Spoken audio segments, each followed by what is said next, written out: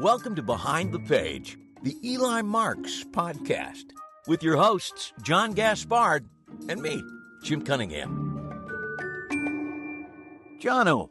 Jim, you snuck Hello. up on me there. I was just sitting here, and all of a sudden I look up, and there you are. There I am. There you Staring are. you right in the eye. It's like a cat.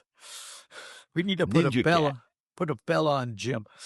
Let me look around, see where we are. Oh, we're in season 6, episode 4. That's 604. Wow. 604. Boy, it's moving right along, isn't it? It totally is. In this episode, in addition to listening to chapter 4 of Twisting the Aces, co-written with Michael Varma, we'll also hear a conversation between the same above aforementioned Michael Varma and the current chairman of the audition committee at the Magic Castle, Brent Geris. I hope you're enjoying, folks, not hearing us as the interviewers as it has been for the past 5 seasons. I know I am. I'm getting all kinds of interesting things to hear. Well, I don't want to. I know. I'm out. Varma's in. Just say it, John. No, I'm not. No, I'm going to say the first couple interviews that we did in season 1 with Rob Zabrecki and Morgan West, you were not there for because your scheduling. I scheduled it badly. I have now learned what times of the year you're available, what times you're not available. And so you've been able to be part of all of them since then, which is why we pre-record to the degree we do. But anyway, today, Michael's going to talk to Brent Geris. I'll put links in the show notes if I remember to. Brent does a lot of silent demonstrating of magic tricks on either Facebook or Instagram. I first contacted him a couple of years ago whenever we talked to the actor Jonathan Sadowski, who had that great card trick. Yep. Since the trick was released by Brent via Magic Apple, I reached out to him to say, can you connect me with Jonathan? And his first response was, wouldn't you much rather talk to me? And the answer, it turns out, no, but yes. Well, we had just interviewed Larry Kalo. Right. Who runs Eagle Magic, and to do another magic store owner at the time seemed unnecessary. However, I put his name on my list, and then of course when Michael Varma said, "Hey, Brent Geris runs the audition committee at the Magic Castle," I thought, all right, that's great because there it is. That's what Michael's working on this year is talking to people who work in and about and around and perform at the Magic Castle. And this time we're going to learn a lot about the audition process. But as the saying goes, enough of my yakking. Take it away, Michael. It's my pleasure to welcome a multi-talented individual who is a magician, a teacher, a consultant. He owns the biggest and the only magic shop in Los Angeles called the Magic Apple, located in Studio City. And he's also the current chairman of the audition committee at the world-famous Magic Castle in Hollywood, California. It's Brent Geris. Welcome, Brent. Thank you for joining me. Thank you so much. Thanks for having me on. All right. I'm just going to jump right into this, right into the audition committee. Could you provide a high-level summary of what the audition committee actually does at the Magic Castle? Yes, well, it's funny. I've been on it since 2018, and I wanted to get on it for a long time. And Shoot Ogawa was kind of the one that we talked about it a bunch, and he helped me move forward with it. And he was on the committee as well. And I kind of jokingly say it's the most important committee of the castle, but maybe it really is because without new members, the castle doesn't thrive, whatever. So, but it's a good group of magicians. We have 2, Jonathan Levitt and Mike Caveney are both on it that are both board of trustees, but they're like the liaison. So Levitt's actually on the committee and Caveney is kind of the liaison, but we see a bunch of them. Oftentimes a board of directors or 2 will come in and say hello. And it's a good group. David Regal's on there. John Gustafaro, Lauren Cohen is one of them. Nader Hannah, who also works from time to time, fills in here at the Magic Shop for a few hours. Hillel, Alfonso, David Yee. It's a good group. It's a good group of people. And that's without anything written down. I think that's everybody. And they're all magician members, right? So there's no non-magicians that are on the committee. Yeah, no, exactly. They're all magician members. And, we meet once a month. Sometimes it's twice a month, depending on the demand. Like in November, we happen to be meeting twice a month. Before they raised the dues, it was kind of tricky to get people we sometimes only had 2, sometimes 3 people auditioning. But now they've put it back down to, I think, a normal price for normal magicians or normal hobbyists it's very affordable now to be a member. So now we have 6, sometimes 7 a night. And it's just great. It's just a good group of people. We're all, I don't want to call them specialists, but they definitely have people that are better with mentalism or better with coins or cards. So when somebody does not pass their audition, really they fail, but we don't want to say fail. When they are a non-passing attempt, they're assigned to somebody from a committee that will work with them. Sometimes it's a quick 20-minute phone conversation because they flubbed a trick or they goofed a trick, or sometimes it's easy fixes. And sometimes committee members will go above and beyond. They'll meet and they'll go to coffee and they'll session about the act and then change things and revise things. Then they'll meet again. And sometimes they'll spend a lot of time with this potential member, and it's free for this potential member. So sometimes they get to have private workshops with a David Regal or John Costafaro for free, whether it's on Zoom or on the phone or in real life.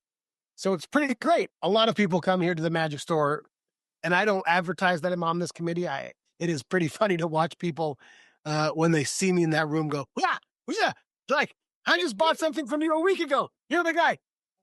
And it's even funnier when somebody, recognizes a David Regal or, one of Mike Caveney in the room or Levitt. It's kind of funny when they go, oh my God, it makes them a little bit more aware, right? It's funny because it's going to come up anyway. I know for myself, when I auditioned as a magician member some 30 years ago, I did not audition for almost 7 years because I built this all up in my head of, let me show you your trick that I read in your book, and then you're going to judge me and see if I'm worthy or not. Right. Right.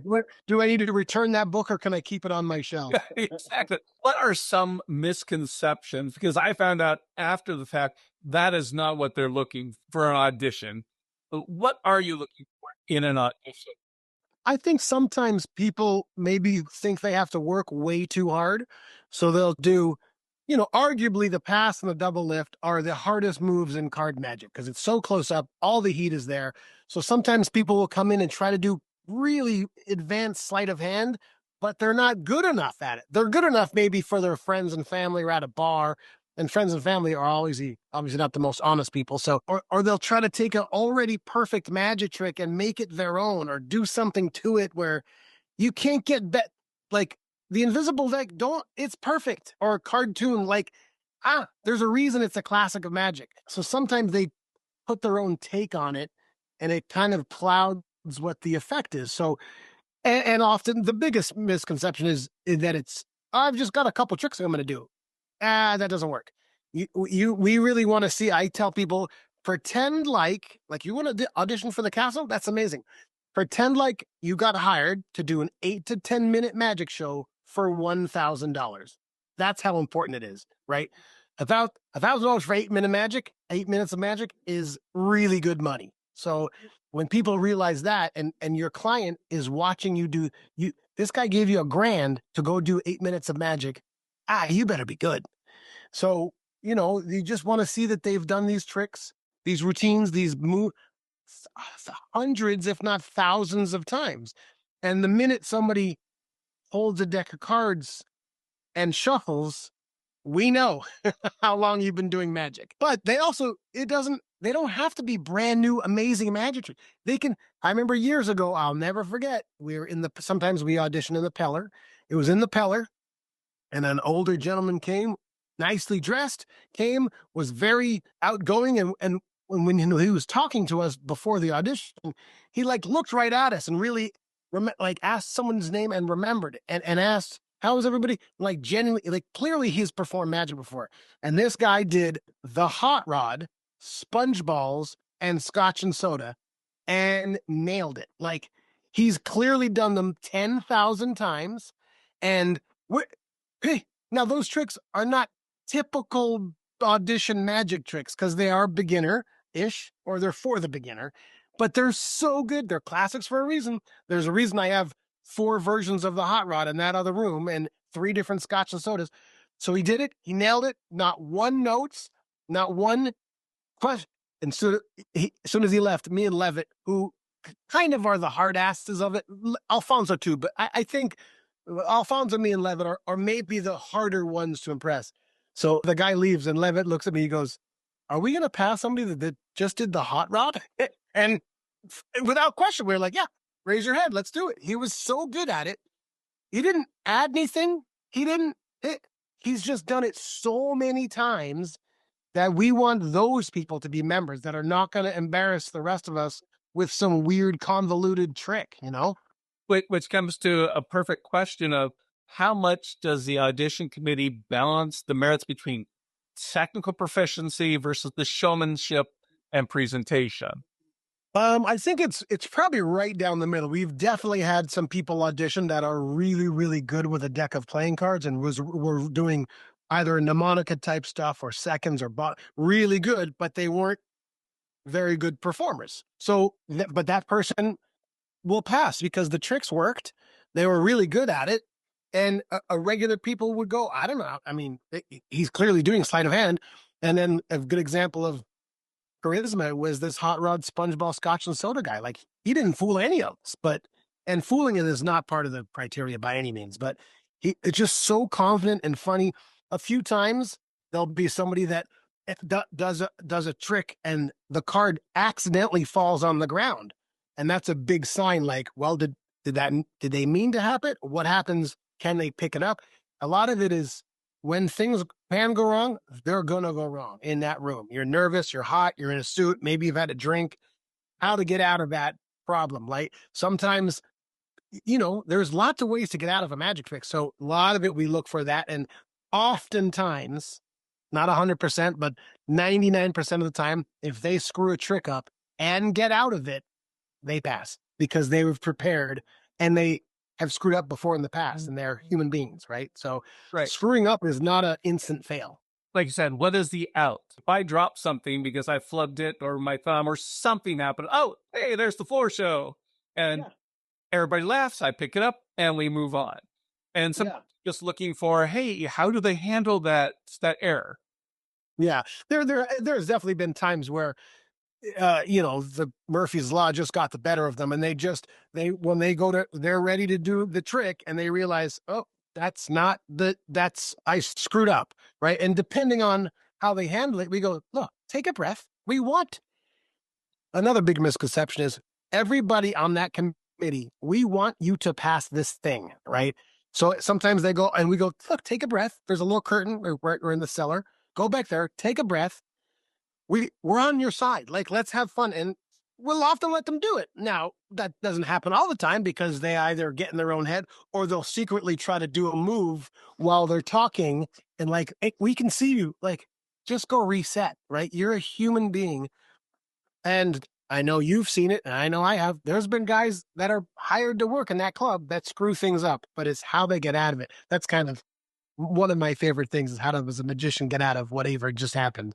The most auditioners are, beginners or hobbyists, and they'll freeze up and freak out, and then they start to sweat, and then they want to die, right? So, yeah, I think making a classic trick convoluted is one of the big problems. Like, they always try to add something, or one of their friends who's a friend that said, do it this way, and it doesn't. It's confusion, right? The dive learning, confusion is not magic. Make it so direct. I picked the card. I found your card. These coins are going to move from here to here. We don't need all the, but there's oftentimes, like, I was very open about our September auditions. First of all, we had 7 people audition, which is rare, and all 7 passed. Like, this never happened in the history of the castle? Not history. It's never happened. As long as anybody, Alfonso's been on there and hello the longest. It's never happened that many. 3 for 3 is the most I've ever seen pass in a row, in a flawless night. It was so great. And 2 of those 7 were ready to work the close-up room. Like, they could have gone from that audition and go work the club because it was that polished. And it's so clean. And again, the tricks weren't that fooling. I'm not sure we were ever fooled that night, but they were so fun and good and normal. They're normal people doing normal magic. It was good. Do you remember your audition? What you did in your audition and what happened? I didn't actually audition in the typical sense. I didn't go in front of a committee. It's a bit of a longer story, but ultimately I hung out with Milt Larson for the evening. Like friends of friends got me into the castle. The same story, and there was like 3 of us at the bar, Milt being one of them, and 2 other people. I don't remember who it was because I was kind of, impressed. But I was with Milt. Like Milt Larson's the guy, and I did 3 or 4 tricks in the corner at the bar, at the main bar, and then like an hour, he used to go watch some shows. And an hour later, I got like an invitation to be a member. So it was kind of a whirlwind, little different for me, but yeah, I still did magic for Milt and the other 2 people at the bar. So yes, I was nervous, but I wasn't doing a show. I was literally doing bar magic. I made a silk come out of a $1 bill. So, and I did it in a card trick. I may have actually been cartoon. Yeah. Let's see, over the years, because I know you mentioned that you've been on the committee since 2018. Do you recall that the scoring or feedback system has evolved through the years to address the changes in expectations or values with the castle? Because I know nowadays we've got TikTok, we got YouTube, and there's so much out there. How does that go into baking into the whole audition? I guess fortunately, owning a magic shop, anybody can be a magician. Unfortunately, for magic, that sucks. Like I can't tell you the number of people that come in.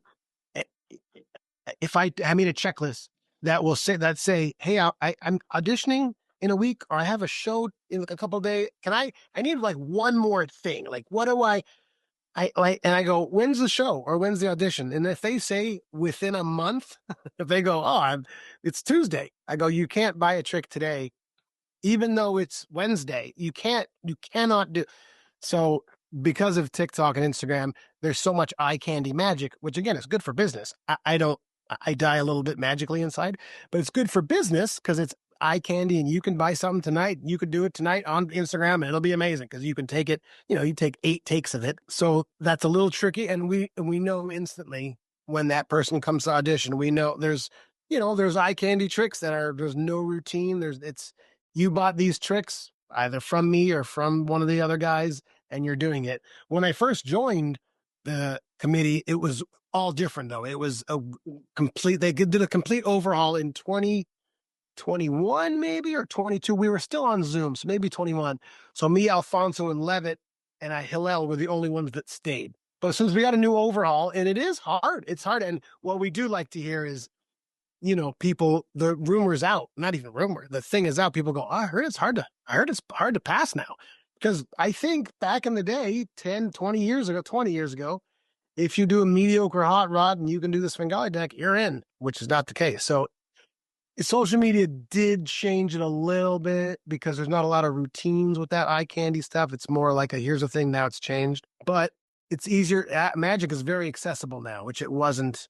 Not even really before social media, but maybe the internet. But, you can buy magic anywhere now. I mean, there's only really one place you should be buying magic, but you can kind of get it anywhere now. Yeah, like real estate. Real estate goes in waves every 7 years. It's a buyer's market, then it's a seller's market. And same thing for magic. I've noticed that it's like a 10 or 15 year loop. And then on the downside, it disappears for 3 or 4 years, then it gets revitalized. Yeah. I mean, there's also genres, right? Like pack of tricks were big at one point. Mentalism's big now. And I don't know who or what's going to listen to this, but mentalism, people get into it because it's easier than anything else.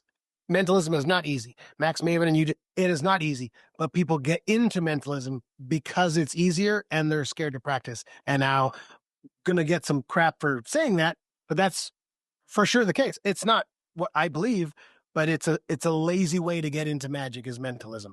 As a beginner. Nowadays, if you're a seasoned vet, do the mentalism all day. Nader on our group, he does it. He is not doing it because he's lazy. He can do all the other stuff. There's newer people in magic, very rare, can do cards, sleights, coins, sponge balls, and do mentalism. If you're brand new in magic and doing mentalism, you're lazy. And also, I think electronics has changed a bunch. I think I think it's terrible for magic, but good for business.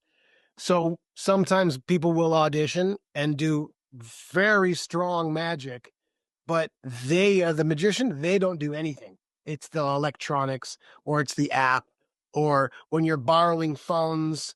It's not. It really doesn't show any kind of skill. And I don't mean sleight of hand skill. I mean performance skill, right? Like anybody can buy an app and do the trick. It's not great. So it hasn't happened a lot, but let's pretend 100 people have auditioned, 10 solely used electronics, and you're not going to pass. Just because you spent $500 on this cool pen does not make you pass. Well, that's right. That's one of my questions here. If there's a particular red flag or something that almost always leads to an audition failure, regardless of their overall skill, and you're kind of answering it there. What do you do for a magician or a budding magician who does come in just 100% digital? What do you do? How do you coach them at that point?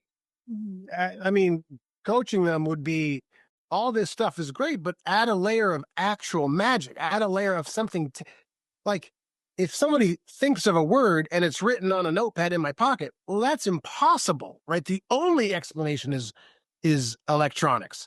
So if you, and we, make it more of almost make that reveal secondary. Get to know that person. Ask them, why did you think of an elephant? Have you been on it? Make it a little bit more of, think of a thing, I know the thing.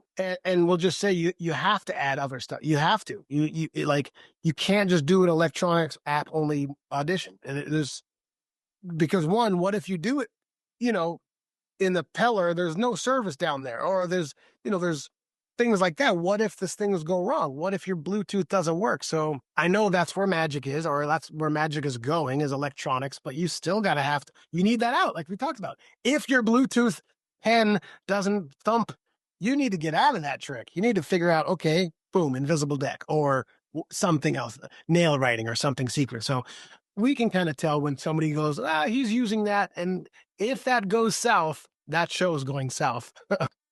Yeah. And are you able to, it's not like profiling, but if you're looking at the person who's auditioning and they're strictly electronics, or they do not pass, how many of them actually come back and reattempt and pass versus those that never return? What do they have that distinguishes them to come out and try again? I'm going to say 95% come back. They may not pass the second time, but 95%, because when you don't pass, you get a feedback form, just very gray pointers, right? Your double lift looked like you were picking up a Brit. I don't say that. I'm not mean, but I go, your double lift is a little too heavy. The coins flashed on your right side, and we saw the load go into we saw the lapping. That's it. Now go talk to Hillel, and he'll give you more pointers on how to fix that. Or Jonathan Levitt knows everything about the Matrix. He's going to be your contact. And then we give them anywhere from 60 days to a year to come back. We can kind of tell if a year is pretty rough. We don't really give a year. We have, but 3 to 6 months is the right time. And as long as they talk to their contact and they make minor changes or adjustments, or take out that trick and add something else, sometimes they'll run through it again with that spot with the audition advisor, and then they'll come back. And just because you did all those things doesn't mean you're going to pass. There's been five.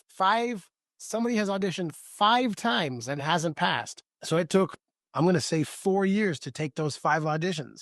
But when that dude passed, he was so happy and realized how much work it took. And I didn't see him when he opened up that email and it says you failed, but I imagine it's not a great email to open 5 times. One of the biggest problems is if we give them 3 to 6 months, they'll go do this act with 3 tricks and it's not great.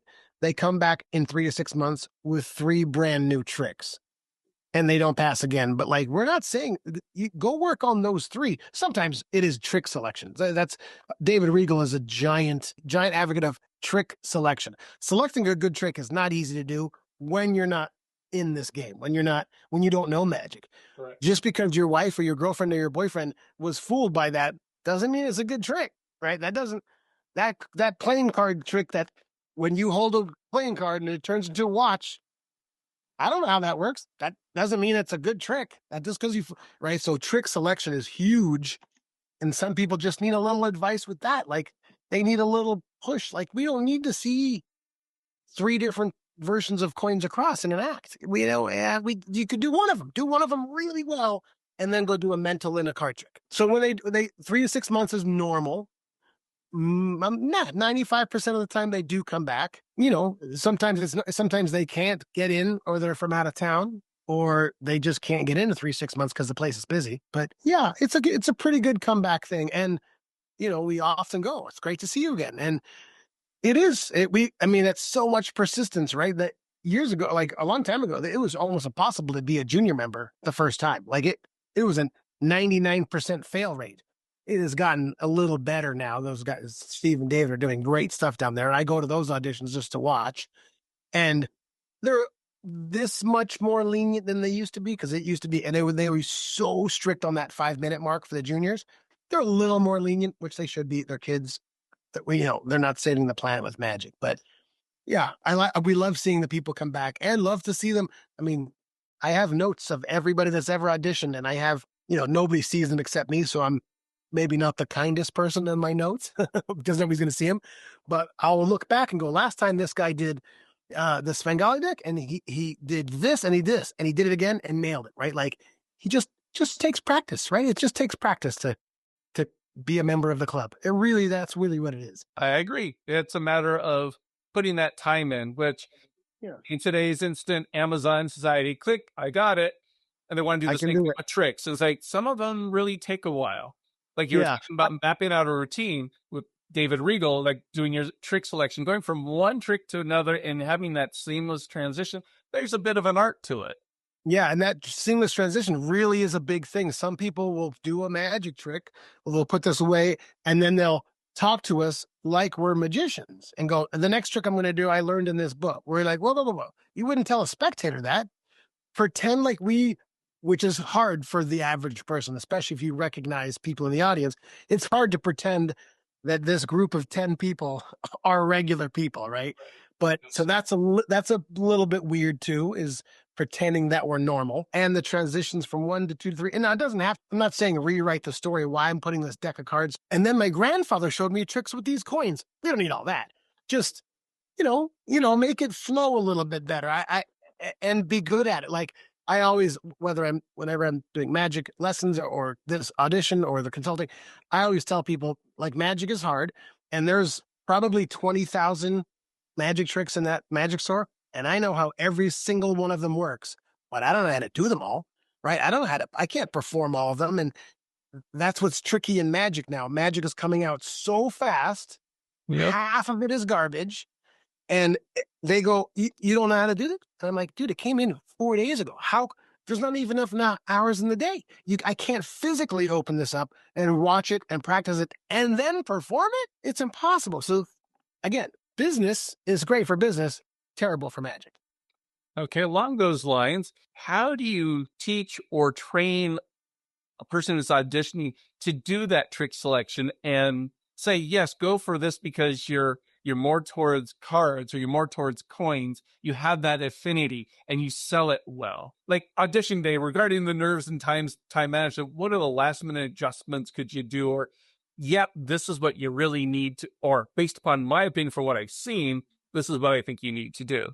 Yeah. So they need a sponsor, right? So most of the time, I know the sponsor, or at least know the name. So, and nowadays they have to be there. They have to be present. So knowing that the sponsor, in theory, a friend goes up to a magician member, goes, hey, I want to audition in a few months. Can you help me and be my sponsor? And the sponsor goes, yeah, I want to see your act first. Hopefully, because they're a magician member, they'll go, oh, that's pretty good. Just clean up a few things, do it 1,000 more times and come back.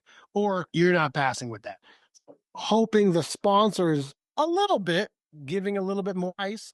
Not saying they have to write their act, but they just got to look at it and go, I don't think that's going to pass. Or I think you just needed to clean up a few things. Yeah. So when you sponsor now, you not only have to show up at the castle for your person that you've sponsored, you got to be in the room while that person is auditioning. So it just makes the magician members, the sponsors, a little bit more like, oh, my name's on this and I got to be there. You got to think twice before you sponsor that person, because we all have very good friends that are not magicians that want to audition. And now you got to go, got to be a tough conversation to go, you're not actually ready, friend of mine that I've known for 20 years. You know, it makes it a little trickier. But it also, we don't want to waste anybody's time. We don't want to, this person's, for the week that they're auditioning, they're getting dressed, they're running through it, they're in the suit, they're getting their dress on, they're putting their makeup on, whatever they're doing. And then they're going to come, and if they have no chance of passing, let's just skip it and wait a month, you know? Has the profile of a successful Magic Castle performer changed over the time that you've been at the castle or have been on the audition committee? Performer or person auditioning? Either. I think the performer, I think it's pretty consistent. I mean, obviously there's some off weeks and some performers that, you know, maybe haven't evolved with magic. But I think the level of the quality of magic in the castle paid showrooms, I think that's pretty consistent overall as a week. And then the people auditioning, I think it's pretty consistent, consistently bad and consistently good. Like it's been the same. I will say that the sponsorship has changed it a lot. It's definitely more magic shows than here's a trick, here's a trick, here's a trick. Nice. So that it's more of and I don't know if it's enough people have asked the right questions of me and Alfonso and Levitt and the guys. Lauren's at the castle all the time, and she's so willing to help often. And because she knows she knows what she's like. We all know what we're talking about, right? Use our free advice. So I think it's pretty consistent as far as quality, except this year we're getting a better high pass ratio because of the sponsors. Nice. Well, I did have one final question. You've used a lot of anecdotes in between, which is great. I was thinking if you had any other auditions that surprised you or moved you, or that had lessons that hold true for current candidates. Yeah, this the 7 for 7 night. That's what we should call it, the 7 for 7 night. One of the, Eric Buss is a very good friend of mine. We worked castle plenty of times together. We walk our dogs together. He was a sponsor for this person and was very nervous, not just because his name's on it and we're buddies. And like, I'm the first guy to poke fun and make fun of the guy and call him an idiot. But he was more nervous, like, my name is on this thing. And the guy nailed it, and literally that was one of the guys that could go up to the parlor the following week and do a perfectly fine show. These many little notes, right? Little tiny notes, but clearly has done it. So that was one of the good ones. And that same night, the 7 for 7 night, trademark, there was a guy who has cerebral palsy, and his sponsor was there, and his paperwork was exactly what it should be. It read normally, it looked fine, and he came in, and there was something a little off when he came in. I don't know what it was. It doesn't make a difference to me what the problem is, but there was something like, I don't know, maybe, I don't know. You know, I don't know if there was something, but nobody called attention to it. Nobody asked anything. He didn't say anything while we were interviewing him. Before we talked for a few minutes before the audition, just to lighten the load. And as soon as he started, he said, I have cerebral palsy, which that doesn't matter one way or the other, but his magic was so good, and he made fun of his condition, and he had some lines that were very good that obviously people without cerebral palsy cannot say, right. But it was so good. And when he finished, we didn't even have to vote. It was unanimous. And him having a cerebral palsy had nothing to do with his audition. If he didn't have cerebral palsy, he would have passed equally as well. But the fact that he worked that hard, and clearly harder because he does have trouble with some dexterity, but he knew exactly how to get around that. He knew the right words and the lines, and he didn't hide it. It was like, it was great. It was so great. And because people have, I don't even want to call it a disability, because people are different, it was so great. Like all of us, it was like uplifting when normal people, people that don't have disabilities, come to the magic store, or we see them, they go, I just can't do sleight of hand. It's so hard to do that move. I want to go, short, stubby fingers. It won't work. I can't palm anything. yeah, I can't do, I'm going to do mentalism instead. I go, do you know what I just saw in that close? Or like, if you're familiar with the name Monty Gilbert, Canadian guy who is missing pieces of his body and still incredible magic. So it makes me crazy when people go, I can't do that. It's too hard. Now, I can't palm a card because my hands are too small for a kid. I get that, right? There are definitely, that's just a thing. But when you are saying, I can't do this move, either practice it or figure out another way to do it. Don't just give up. And this dude with cerebral palsy was so good. I want to chat and tell him how great his thing was. It was amazing. Now, as a committee member, are you not allowed to talk to him afterwards, or are there any rules like that? Yeah, well, the process is they all audition, and that the next day I do all the feedback and I send all the forms and I send it upstairs to Ruby Lopez, and then she reaches out and tells them the good or bad news. So it is, they are on pins and needles for a day or two. Very rare, I'm going to say 3 times in the time I've been on the committee, we were so excited. One of them was the guy that failed 5 times. We brought him back down because sometimes if the committee's on the fence, whether passing or failing, we'll say, let's bring the person back and let's give them one more. Let's do one more trick. One, to see if they're prepared to do another trick. Because if you really are a magician, you should be prepared. And 2, to see if they can, are they ready to do it? So when we brought this dude back down after failing 5, so this is his 6th attempt. Wow. We said, we just, beat around the bush a bit. Wait, thank you for coming back again. You do realize that this maybe wasn't as good as it should. This one move wasn't as good. And you could see he was dying inside. And go, so unfortunately, we're going to have to see you at the new member orientation in a month and a half. And that was it. This was a grown up person that I don't want to say he cried, but yeah, there was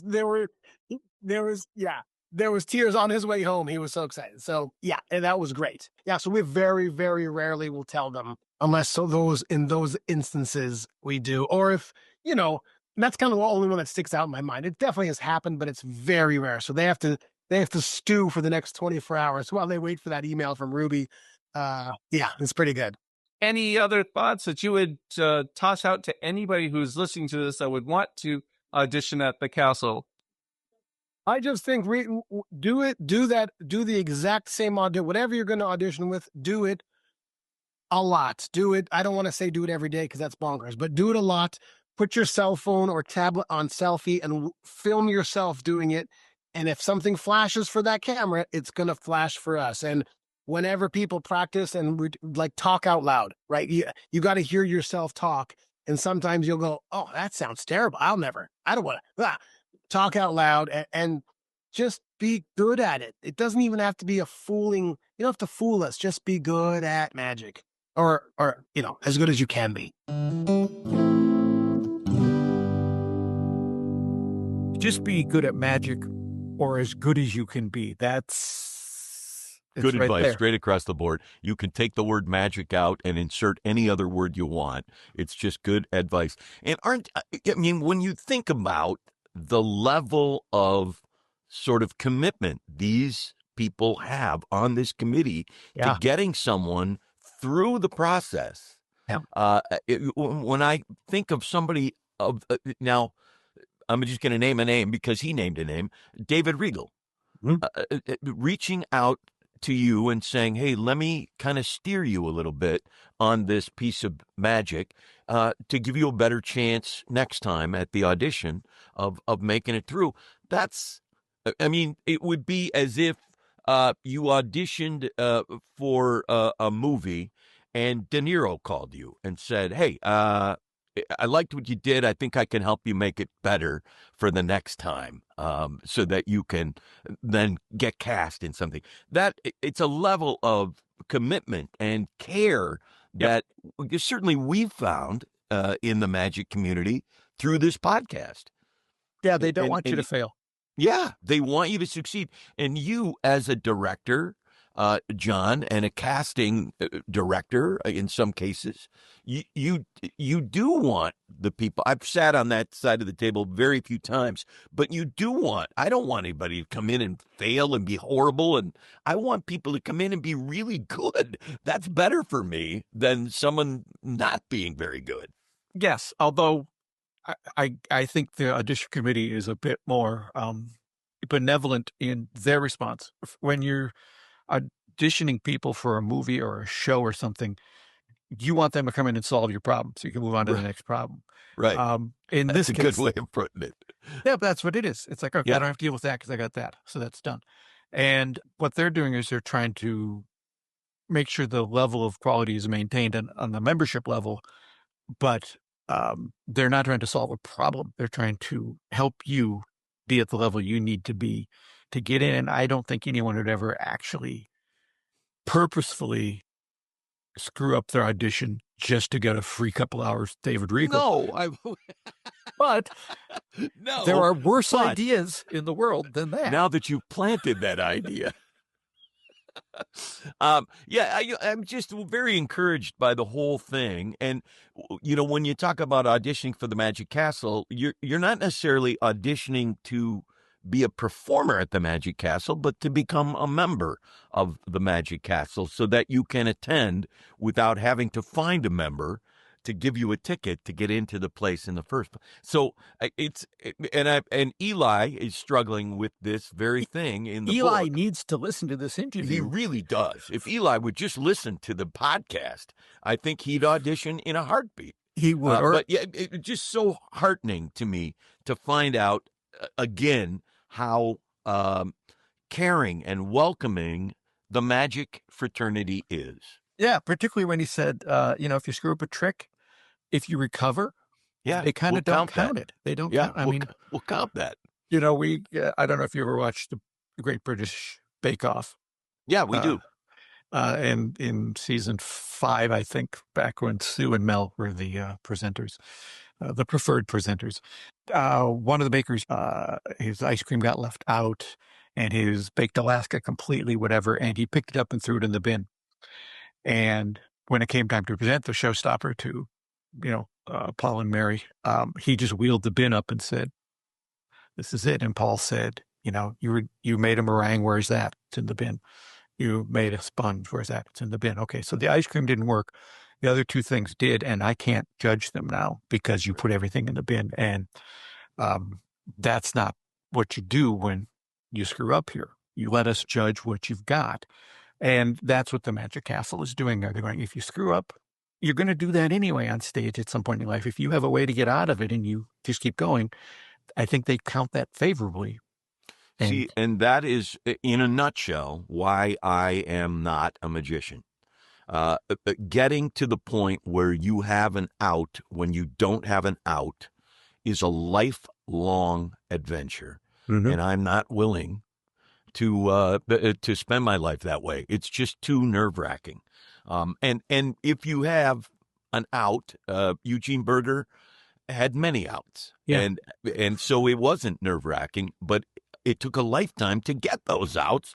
And I'm sorry, I just don't have the drive and or the time to do it. And so I respect Magic enough to say, I don't have the time or the inclination, so I'm not going to do a lot of magic because it's too cool an art form. When it's good, it's almost a religious experience, and when it's bad, there's nothing worse.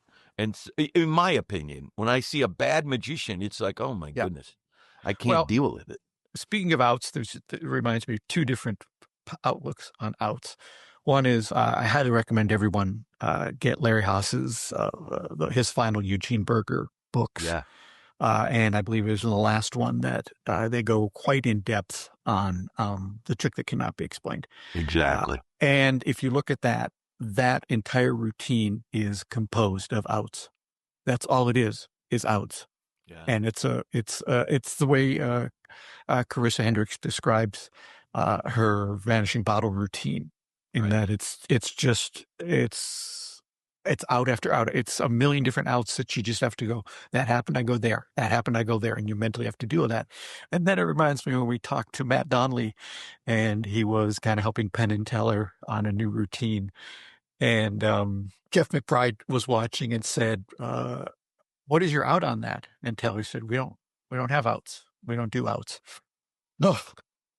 It's two different points of view, a routine that is all outs and a routine where a point of view where there are no outs. So yeah, the outs to me are that it's the very reason, not being able to recover after you spend, in my case, sometimes 10 minutes setting up. If I can't recover, I don't want that kind of pressure in my life. It's just too much. Well, it is. Okay. Why am I even saying I'm not a performer? I'm not a magician, but I do remember again, going back to Matt Donnelly, where he might even have been talking about, he just had a performance where one of the things just died. It did not work at all. And he just, because of his improv background, said, okay, sorry, that didn't work. And he just moved on. And I mean, those are your choices. Yeah. There's not something you can do to fix something if it goes wrong. And a good magician, sure. I'm not that Mr. Donnelly isn't a good magician, but it's just too much. It's my respect for my audience prevents me from delving too deep in the magic world because I simply don't want to disappoint them and or this art form, which I think in the right hands is phenomenal. Well, you're kind of sharing what Eli's going through in this book, this angst about not wanting to give a bad performance. And I think that Brent gave a great piece of advice. Anyone out there who is thinking of going out and doing that, our friend Nancy Anderson, who we'll be hearing from a couple episodes from now, I think, just reached out to me to say, hey, I'll remember. I passed my audition. That's awesome. So congratulations to her on that. But he says, just pretend you've been hired to do an 8 to 10 minute act. Brilliant. For an audience and you're being paid $1,000. Brilliant. And that gives you the framing, the mental mind set that you need to go, oh, that's what I'm doing. And from that, you'll succeed. Anyway, we'll be hearing more from Michael in his interviews very soon, and we love what he's doing. And speaking of loving that, I'm going to go first on the I love that. It's an even session, so you're up. And I'm going to probably just point people with some links to YouTube, probably for them to experience it. I'm sure you have experienced the sheer joy of listening to Mike Nichols and Elaine May in their prime. Brilliant stuff. They would do an evening with Nichols and May, which was based on routines that they had improvised and perfected while at what was essentially Second City, although it might not have been called that at that point. But we have lost Mike Nichols. Elaine May is still with us. She is so brilliant. Yeah. And one piece of advice that she gave that I use all the time in writing is in a scene, if all else fails, seduce, which means if nothing else is working, turn it into a seduction. And she does that sometimes in some of their improv, but what Mike Nichols said about her was, I need a beginning, a middle, and an end. She does not need that. She can go forever. And there are people, and I'm sure you know them too. I would call out James Detmar, Mr. Jim Detmar, as someone who, once the wheel starts spinning, I've been with him. Get out of the way. Stuff where he can just go forever. And they're creating honest moments, but they're creating very funny moments. They have oodles of material. There are oodles of documentaries about them. I've put some links in the show notes if you want to kind of get acquainted with them, or just look up Elaine May. Just track Elaine May because she's a formidable talent. She's probably why Tootsie works, right, to the degree that it does. Even though I don't think she's credited for it. If you look at what her response was to reading the script and what she said the script needed, and that she went and did, you'll go, I don't know what they had with Tootsie before she showed up, because all the key things are things she came up with. Anyway, so I love that is Elaine May in conjunction with Mr. Mike Nichols. I like it. I like them both very much. Is there one particular album or documentary that you could recommend? I would say listen to An Evening with Mike Nichols and Elaine May, which was their big breakout. They did it on Broadway, I think, for a year. It was directed by the one and only Arthur Penn. What didn't Arthur Penn do? Hey, besides an everything incredible guy. Yeah, just a quick shout out to Arthur Penn and all of his relatives who we adore. Yes. Well, not all I'm of them. thinking I of think, two in particular, but yes. Arthur Penn's brother, I think, wasn't all that great, but an amazing talent. Yeah, listen to the recording of their Broadway album, An Evening with Nichols and May. All right. And all you'll right. have a good time. I will. I don't think I've ever done that, and I should, and I feel a little ashamed that I have not done that yet. So I will take this as a prodding to sit down and listen to something that I should have listened to 40 years ago, probably. Well, where would I be had I heard that 40 years ago? I know. Given your background in improvisation, there are recordings of them just in front of the microphone goofing around. Or there's one called Improvisations to Music that they do, because the Broadway stuff is kind of set.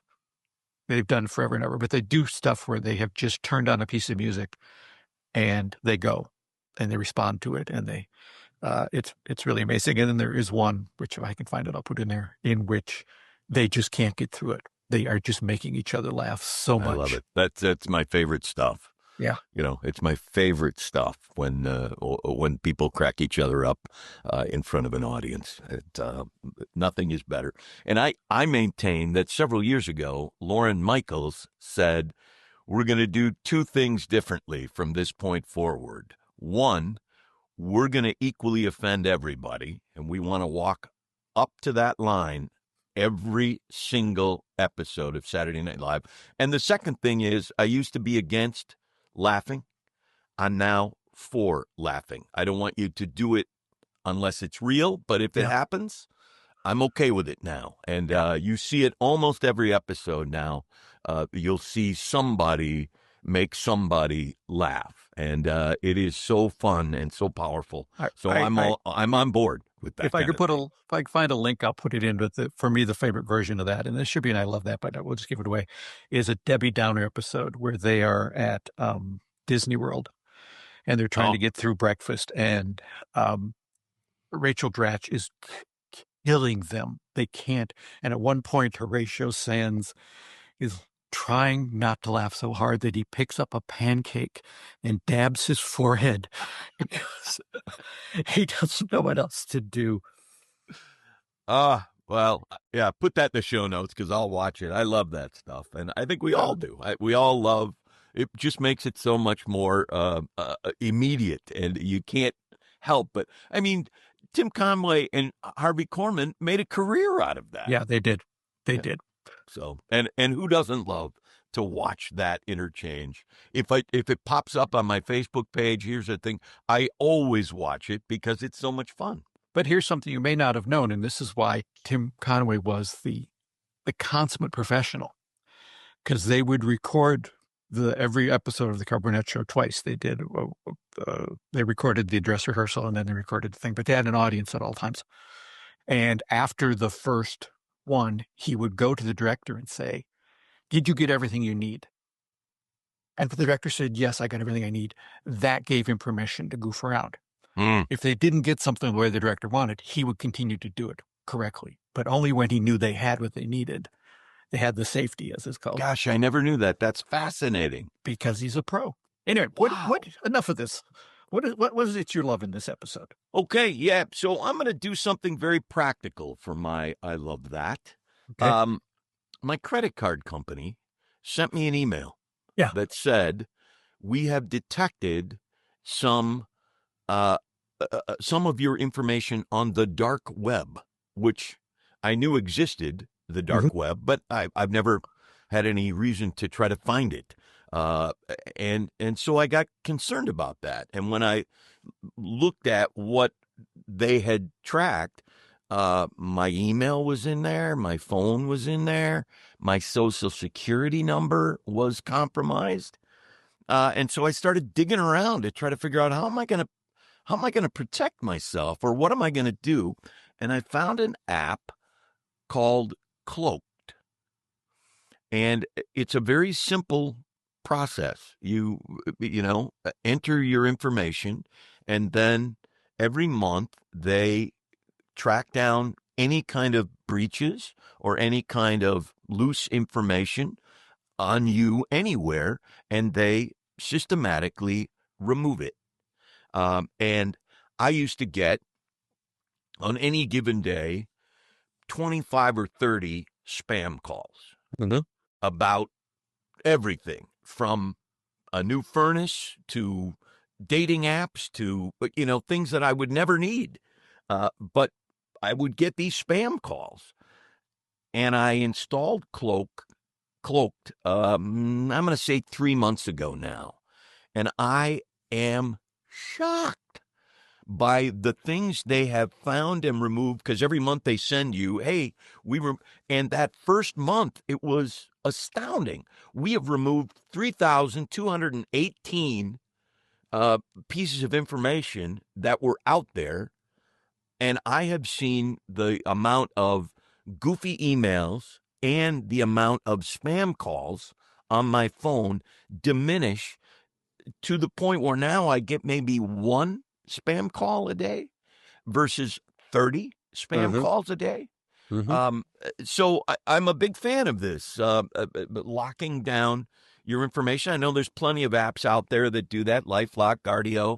I chose Cloaked after looking at them all, and it really has made a big difference. And I feel a certain peace of mind knowing that my information, which was obviously out there through, I'm going to say no fault of my own, but I bet there's probably some fault in the way I did things or how I did things. But nice to know that so now, the first month it was 32,000 things were removed. And now I got one this morning that said, we've removed 3. We found 3 more and we removed them. So it's dwindling, and hopefully that is going to be something that someone listening is going, oh man, I get a lot of spam calls. I get a lot of goofy emails. I wonder if on the dark web my information is available. And it's been a big game changer for me. And I really am very happy that I installed Cloaked. So there's I love that. I've just done a quick search on that, and it's on the high end of those types of apps. But it is considered to be quite good. They're saying it costs about $96 a year. I don't know if that's what you're paying. Yep, that's about right. About $100 a year is what I figured, but I figured it would save me both time and money. God forbid there would be something horrible that would happen because my information was out there. But it's on the high end. But to quote my dear friend Steve Schabel, Cunningham, it only costs a little more to go first class. And that's my philosophy on life, thanks to the sweet one, Steve Schabel. And having traveled with you, I know that to be true. Yeah. Just a little extra to go first class. All right, let's get down to business. What say? I read chapter 3 of Twisting the Aces, and what a chapter that was.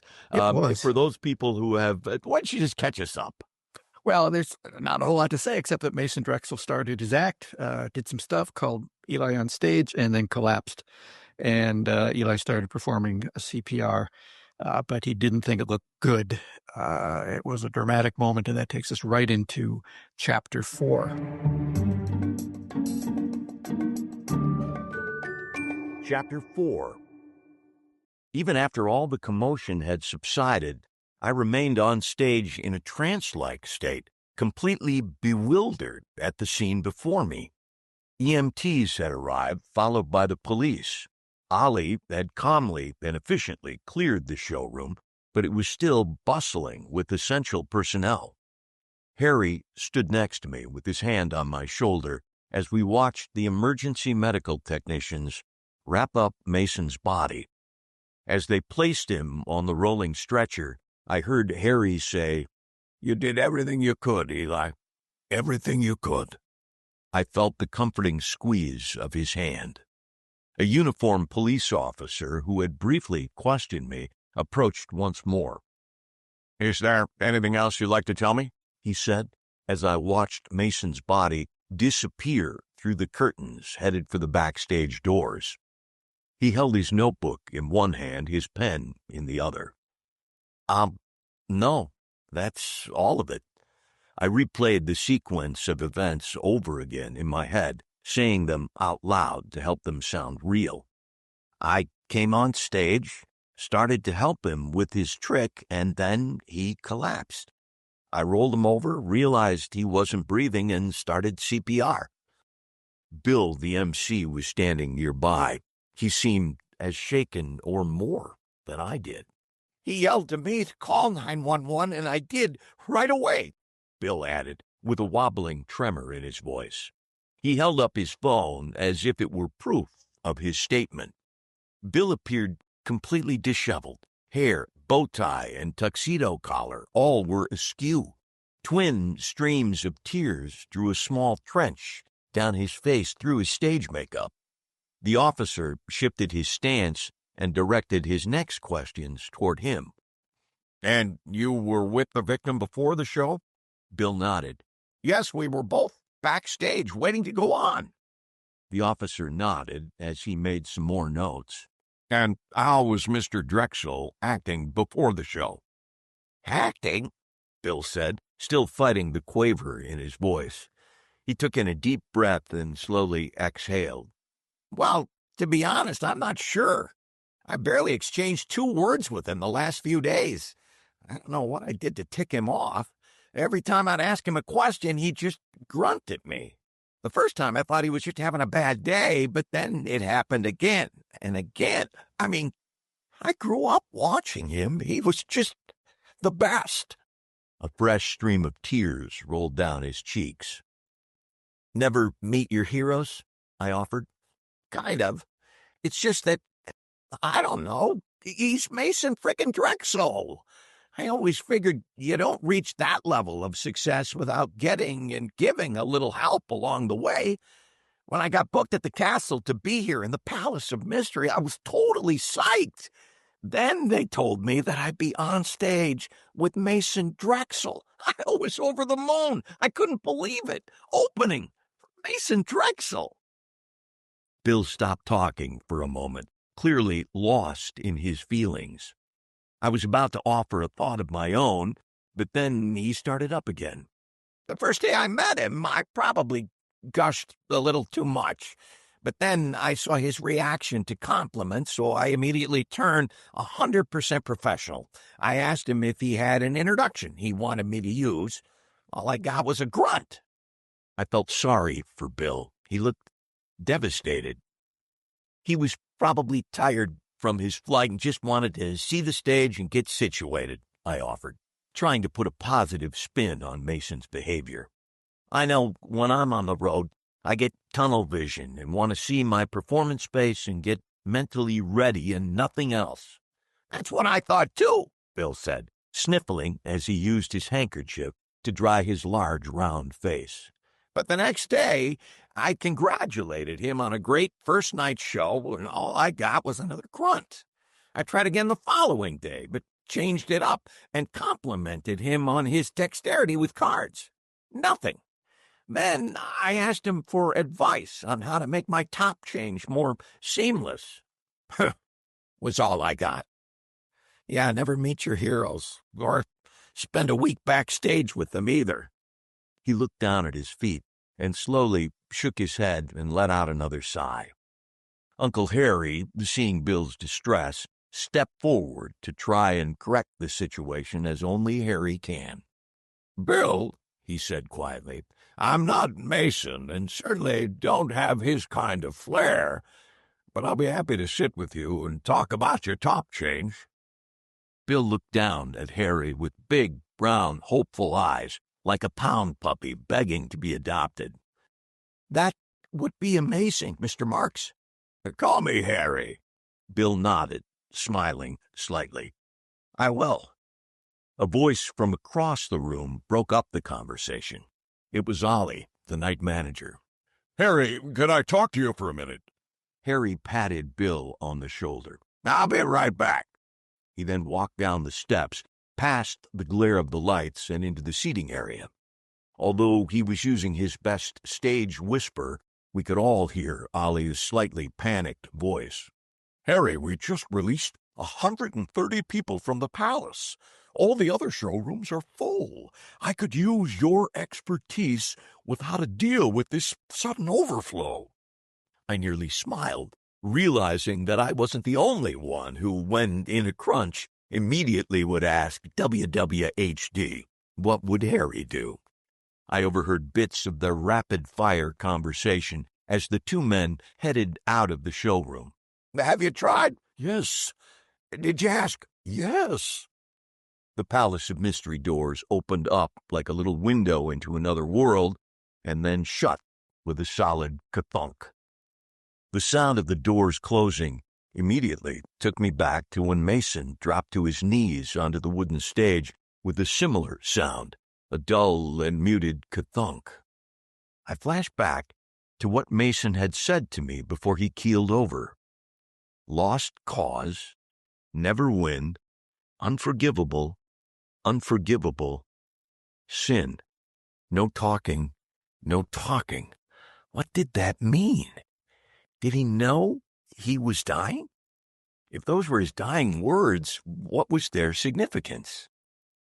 Now it was my turn to look down at my feet and shake my head. I was pulled out of this reverie by the sound of footsteps crossing the stage. It was Bill, heading into the wings toward his dressing room, while another uniformed officer headed toward the cop on my right. The two officers engaged in an immediate and whispered conversation. Feeling at loose ends, I figured my smartest move would be to go find Harry and see how I could help him help Ollie. I headed toward the stage steps, but came to a sudden halt when a firm hand clamped around my bicep, holding me in place. Not so fast. Where do you think you're going? One of the officers snapped. To meet up with Harry, my uncle. Uncle Harry, I sputtered. His hand started to squeeze in an unfriendly and painful way. I don't think so. You'll need to stick around. Okay, sure. Can I ask why? Apparently, the guys downtown received an anonymous call right after Mason Drexel collapsed. Saying what? I had no idea where this was headed. For once, the young officer found no need to consult his notebook. The caller said that a magician named Eli Marks just murdered Mason Drexel.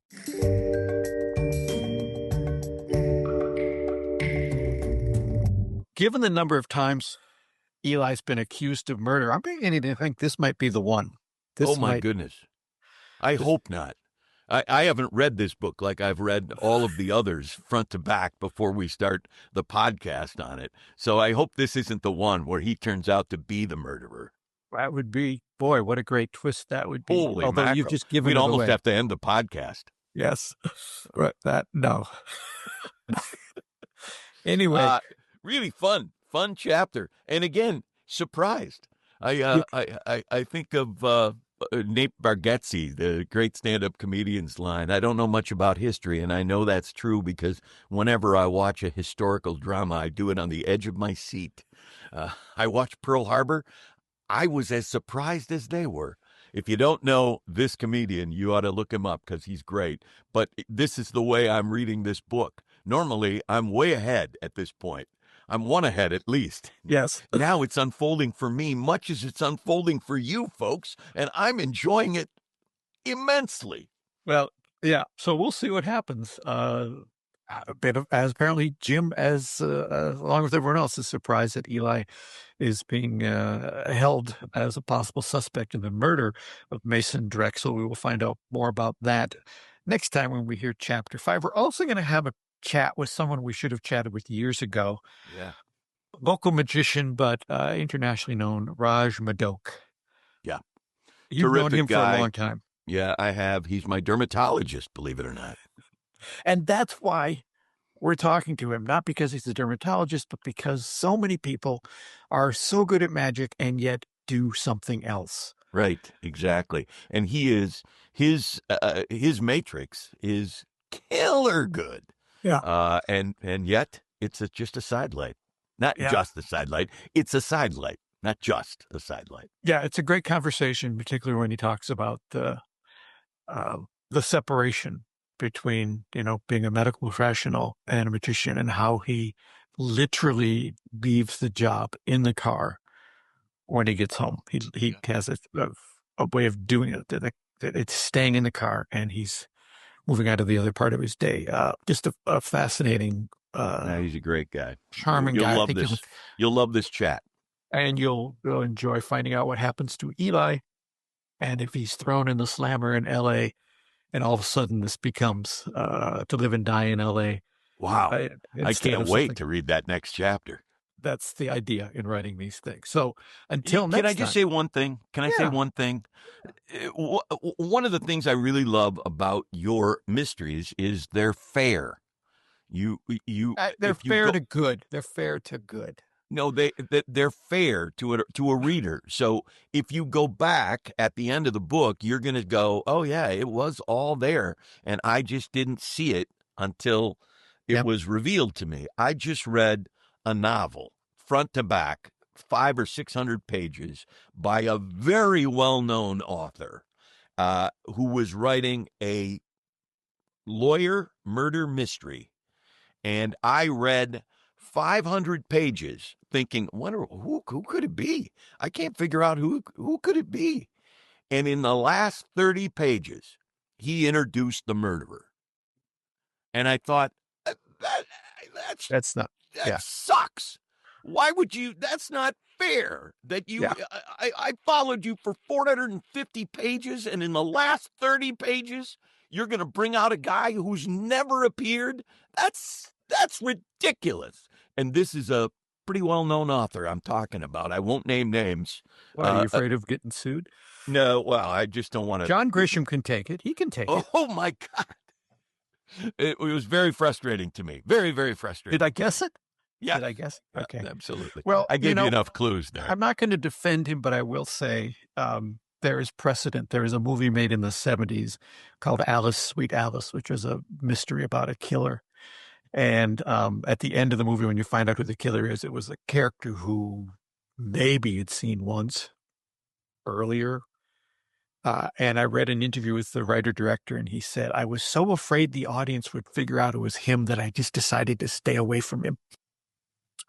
So then they wouldn't guess. Well, it's like, yeah, you really can't. That's not right, though. You that's really not can't do fair. If you're going to write a murder mystery, you got to leave. That's why I like your books, because when it's over, you go back and go, oh, yeah, it was all there, and I just didn't see it. But this thing, 450 pages in, suddenly there's a suspect that we had not met at all. It never came up through the rest of the 450 pages, and that's how this thing is going to end? Yeah. Thank you, Jim, for introducing the new segment. I hate that. I hate that. That's for next season, I think. Yes. I hate that. Anyway, I was trying to wrap us up here. I'm going to continue to wrap us up. Next time, we're going to talk to Raj, and we're going to listen to, what are we going to listen to? Well, we're going to listen to Chapter 5 and find out what happens with Eli. Until then, as Jim likes to say, be kind to each other. Please, find your better angels and embrace them. Take care, everybody. This has been Behind the Page, the Eli Marks podcast, with your hosts, John Gaspard and Jim Cunningham. Produced by Alberts Bridge Books at Grass Lake Studios. Find this podcast and all the books in the Eli Marks series at EliMarksMysteries.com. That's ELIMARKS Mysteries.com. And thanks for listening.